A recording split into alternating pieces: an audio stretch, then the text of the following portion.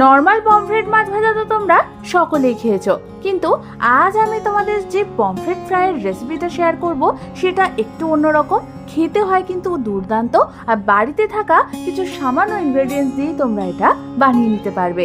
তাহলে চলো দেরি না করে রেসিপিটা শুরু করে ফেলি।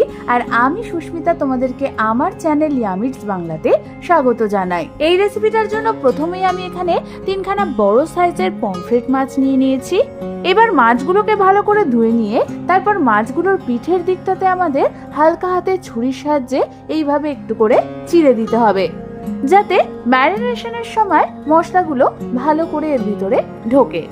এবার আমি অন্যদিকে মিক্সার গ্রাইন্ডার জারের মধ্যে নিয়ে নিয়েছি 2খানা ছোট সাইজের পেঁয়াজ, 1খানা কাঁচা লঙ্কা, 10 থেকে 15টা মতো কারি পাতা,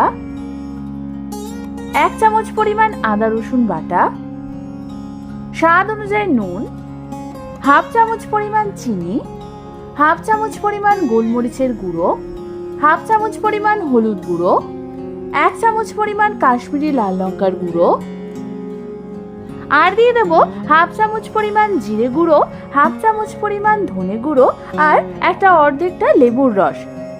তারপর আমি এটাকে স্মুথলি পেস্ট করার জন্য দিয়ে দেবো প্রায় 3 থেকে 4 টেবিল চামচ পরিমাণ জল। এবার আমাদের এই সমস্ত কিছুকে ভালো মতো স্মুথলি ব্লেন্ড করে নিতে হবে। তোমরা দেখো আমাদের মশলার পেস্টটা কিন্তু একদম রেডি হয়ে গেছে।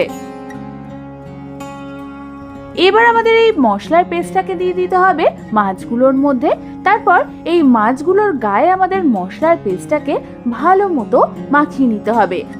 এই মশলাগুলো মাছের মধ্যে মাখানোর সময় মাছের গায়ে আমরা যে আগের থেকে ছুরি দিয়ে চিড়ে দিয়েছিলাম তার ভেতরেও আমাদের মশলাগুলোকে এইভাবে ঢুকিয়ে দিতে হবে, যাতে ভাজার পর মাছের ফ্লেভারটা ভালো লাগে। এবার আমি মাছটাকে ম্যারিনেট হওয়ার জন্য রেখে দেবো কমপক্ষে 8 ঘন্টা।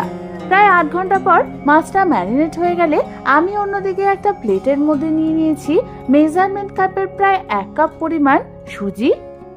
এবার এই সুজির মধ্যে আমি দিয়ে দেবো 1/2 চামচ পরিমাণ নুন। এবার নুন আর সুজিটাকে আমাদের ভালো মতো হালকা হাতে একটু মিশিয়ে নিতে হবে। এবার একটা করে ম্যারিনেট করা মাছ নিয়ে আমাদের দিয়ে দিতে হবে ওই সুজিটার মধ্যে। তারপর এই মাছের উপরের পোর্শনটা তো আমাদের কিছুটা পরিমাণ হাতের সাহায্যে ম্যারিনেশন এইভাবে বুলিয়ে দিতে হবে। মাছের এক সাইডটা ভালো মতো সুজি দিয়ে কোট করা হয়ে গেলে মাছটাকে আমি অন্যদিকে উল্টে দেব। তারপর ওই দিকটাও ভালো মতো সুজি দিয়ে কোট করে নেব। মাছটার 2 সাইডটাই যখন সুজি দিয়ে ভালো মতো কোট হয়ে যাবে তখন আমি এটাকে রেখে দেব একটা অন্য পাত্রে। তারপর ঠিক একই পদ্ধতিতে আমি বাকি মাছগুলোকেও সুজি দিয়ে কোটিং করে নেব। তোমরা দেখো আমাদের 3খানা মাছই কিন্তু সুজি দিয়ে কোট করা হয়ে গেছে।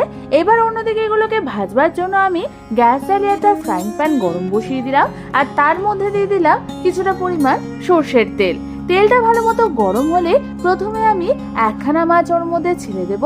তারপর এই মাছটাকে আমাদের মিডিয়াম ফ্লেমে ভেজে নিতে হবে যতক্ষণ না এক একটা সাইড গোল্ডেন ব্রাউন কালার হচ্ছে।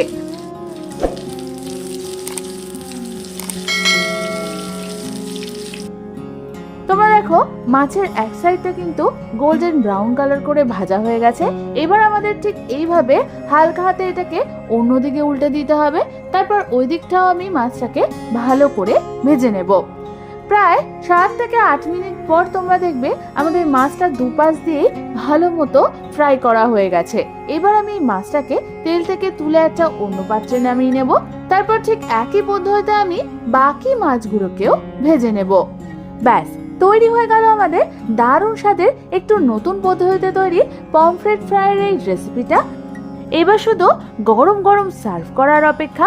তাহলে আর দেরি না করে বাড়িতে যে কোনো একদিন পমফ্রেট মাছ নিয়ে এসে এইভাবে পমফ্রেট মাছটাকে ফ্রাই করে দেখতে পারো।